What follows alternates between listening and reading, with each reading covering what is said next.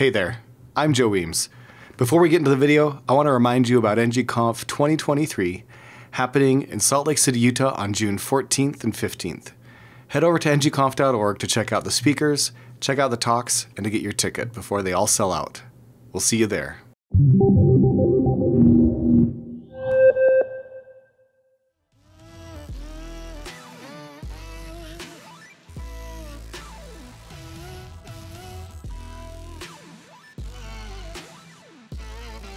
Glad to be here at another ng-conf.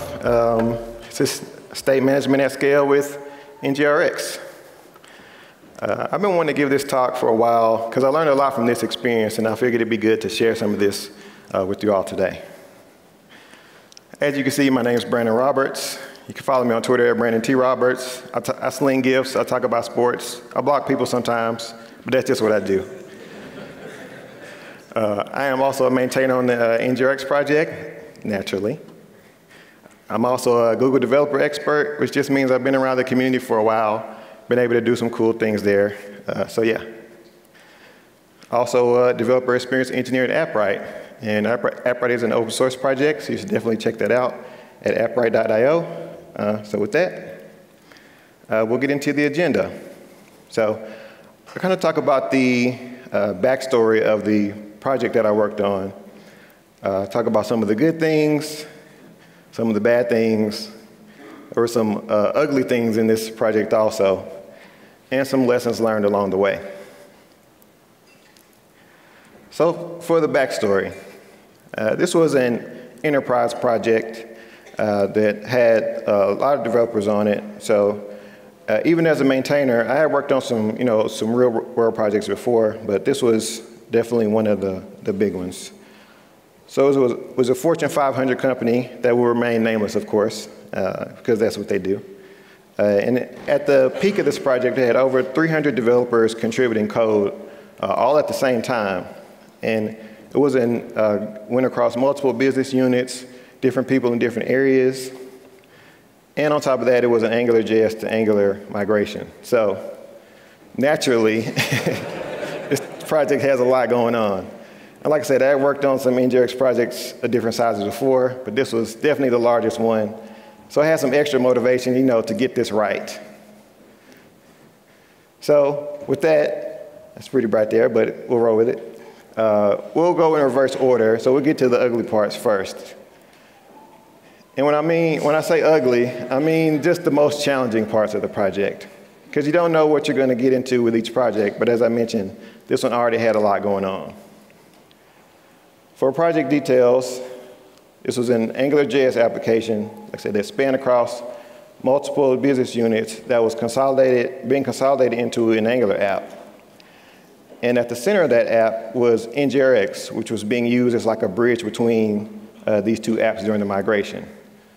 So if you run into this situation yourself where you're having to do this sort of thing, it works pretty well in that case.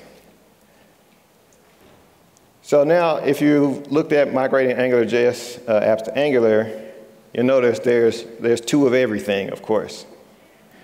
Now, of course, we got AngularJS and Angular. We got UI router and Angular router, which, I love routers, but you can only have so many of them in one particular space where they work together.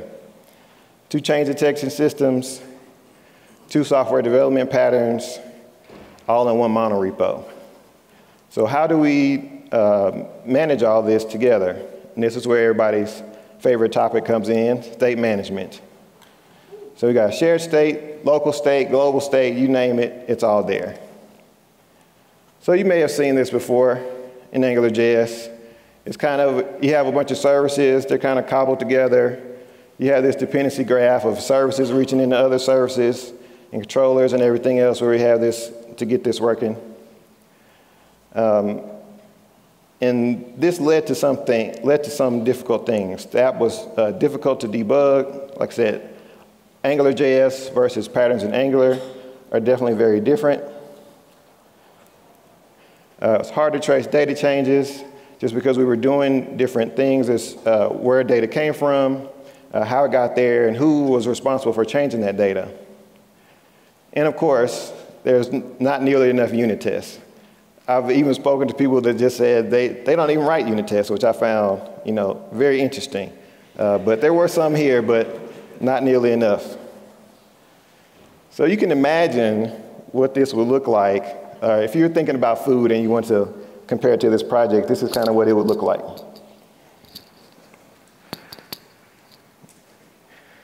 So when I dove into this project, hey, you want to guess what I found? I found NgRx, but it was the AngularJS version. So added another bit to it there. So let's take a look at what a regular storeware component looks like. You have your store where you're selecting data using selectors, pretty straightforward. You have components that also express unique events by dispatching actions. So let's take a look at the NgRx equivalent that was in this application. Smart components read state through functions called selectors. We had this store, this NgRx AngularJS store that just had properties on the store itself, books just as an example. And if we want to modify that, we have store.books equals updated books. So you can imagine that we're just mutating this property on this store in place, which could also lead to issues there. And there were multiple components and services doing this. So like I said, you couldn't really track where changes were coming from. So part of this effort with NgRx was to integrate some of the packages and to kind of untangle this mess that was in this project, and had to use NgRx in a lot of different ways to sort of pick up that, that stuff you used to have in the cafeteria that you like sprinkle on the floor to pick up that barf. That's kind of what we were doing in some areas here. So next up is the bad. So even when using NgRx, being a maintainer on the project, it had its own set of challenges. I especially enjoyed this, hearing this from a developer on the team early on in the project. You may have even said this yourself. Maybe you know other words that start with a B, but we'll say that for a different day. So NgRx, there were some growing pains with implementing NgRx on this project. They had attempted to implement NgRx previously, but they were missing some component patterns there that also kind of help you build these large projects in this way. There were different practices of NgRx floating around. Some people had already started using facades, which you may have an opinion on those. So there were some areas where just vanilla NgRx was being used. So just a good mixer there. So as I mentioned before, like building projects, large projects like this, you want to stick to these component patterns of smart presentation components. And smart components, of course, being where all your business logic is. These components talk to the store. They also can talk to services if you have some maybe one-off services there. Also responsible for passing data to the presentation components and receiving these events for presentation components to pass data back to the store or, like I said, do further communication there. There's also the presentation components where, of course, they're responsible for nothing, hopefully, where they don't have any business logic. Ideally, you wouldn't have any services there because they're just taking in inputs from smart components and communicating back out through outputs. So you may have heard this talk before about good action hygiene from my buddy Mike Ryan, who is here also. And what I mentioned in this project is bad action hygiene is if there's a good way to like muck up an NgRx application, it's with bad action hygiene. So as we mentioned before, action describes unique events. So these are some examples of unique events that you can express to say where a particular thing came from. And if you've worked on a project before, you may have even done this. It's like, I need to load these 3 things. I'll just dispatch these 3 actions to do that. And then I could just kind of branch off from there. Don't do that. You may have seen an example like this, where we have a component that needs to load books, a books page component. We also have another component that needs to load books, but they're both kind of reusing the same action there. So ideally, sticking to these practices in this project, you want to have a single action, a unique action there that you can then load books from each different place and kind of centralize that. So next up, there's also, like I said, there's NgRx in this monorepo. And of course, if we're talking about monorepos, we're effectively talking about NX. So NgRx, in this monorepo, there were some challenges there also. And some of them also had to do with good action hygiene, feature libraries and state libraries, and circular dependencies. Because NX allows you to generate, these different libraries, and you can put your state in those libraries, and then you also have feature libraries, but you can run into some circular dependencies there with trying to stick to unique actions there, or keep your actions close to where they're being dispatched from. There's also component store wasn't around yet, so we were looking at this application at that particular point, or working this application at the particular point. And no component store just meant that there were some places where there were services and subjects being used for local state, and then some NgRx global state that could be local. So now we get to the good parts.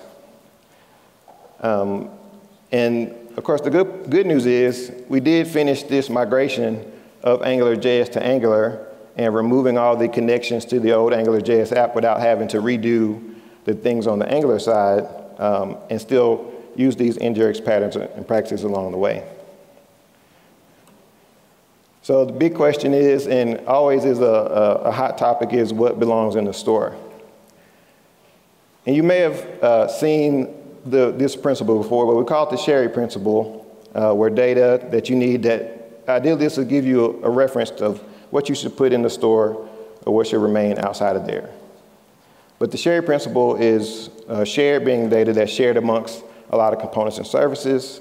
Hydrated means you need to hydrate the state from local storage or some other external storage. Available meaning you need it to be readily available when you're entering routes. Retrieved as being retrieved via side effect or like a service call that you're kind of isolating from your components themselves to keep the business logic out. Or impacted from other places using effects like login, something global that you can kind of happen from multiple places. But you can always use that, and this kind of where component store would have come in here, a state that is solely owned by a single component doesn't belong in the store. So you can take that as just a general rule. So some of the patterns and practices that we had were minimal NgRx on the AngularJS side, because we just use it as a bridge to push data over on the Angular side for the components that were being migrated, or eventually routes when we got to that point. Only putting shared data in the global store as much as possible. That way we were not making the store, making it harder to maintain by, adding extra things in there that just could be local or just be destroyed with the component. This also resulted in slimmed down components because they weren't responsible for handling a lot of that business logic that we were kind of deferring to effects. Also, organization of features. There was some one part of NgRx is like the way you have to put things together, and then there's also the process around that helps you get organized there. And of course, using the monorepo with NX allowed us to kind of standardize on these things. And we also increased team velocity. When there was a new feature that they knew needed to be shared across many different places, we knew where to put things, we knew how the process to build out that feature, and were able to do that quickly once teams were like onboarded there. So impact about that. Like I said, we had more structure to how the application was being built. We had automation with generators and schematics. No more shared mutated state was a really big one. And we also were more aware of the performance impact that happened in different areas of the application, because we weren't necessarily going to refetch data in some places where they actually cost the company money if they were inefficient about caching and things. And we knew where to look for business logic because it wasn't nested all in the components. And we got away from the server spaghetti that we were previously doing in AngularJS. And we also were able to standardize some practices on testing because the components were a lot thinner and lighter.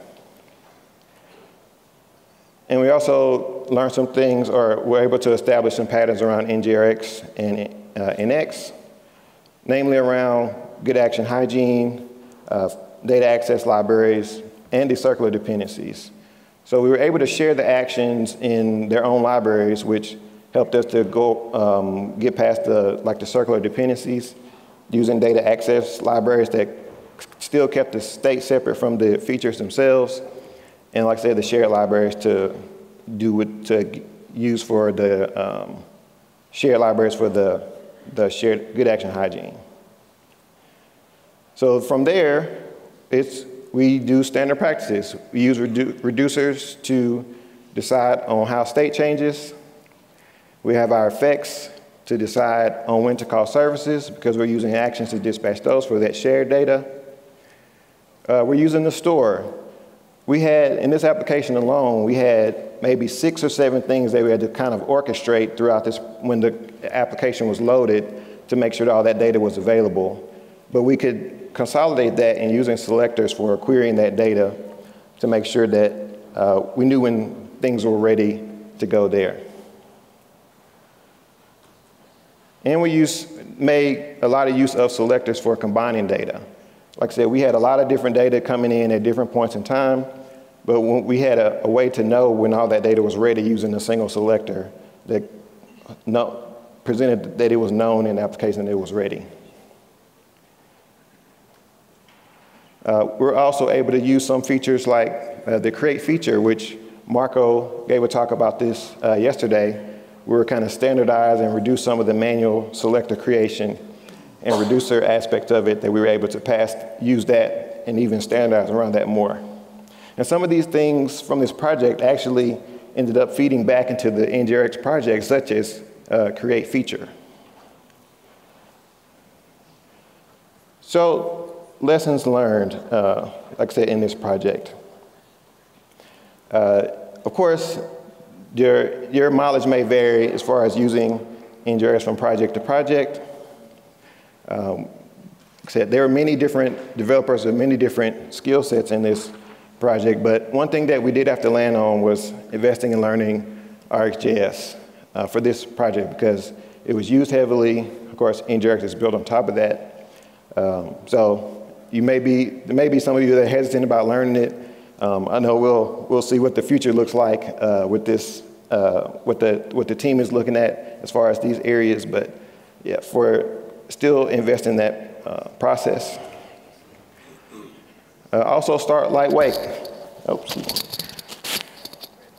Let's see. There we go. Got to roll with it. Start lightweight. As I mentioned before, NgRx Component Store wasn't around yet, but if I was to go back and do it today, I would have invested more in NgRx Component Store, and then that'll help you decide, give you a better on-ramp to decide what you need in the global store. And kind of build up from there as needed. So that was like I said, the lessons from that talk. But I do want to add one more thing, because it's something that I'm really excited about. Some of you may have seen this, you may have seen me tweeting about this. I'm working on a project called Analog. Analog is a full stack meta framework for Angular. We talked about Vite already. It builds on top of some of these concepts. Powered by Vite. I've been talking about Astro, really excited about that. So there's an integration there. And we have upcoming features for that. So if you want to contribute to that or learn more about the project, go to analogjs.org. And I'd love to see more people contribute to this project and keep it going. And with that, thanks.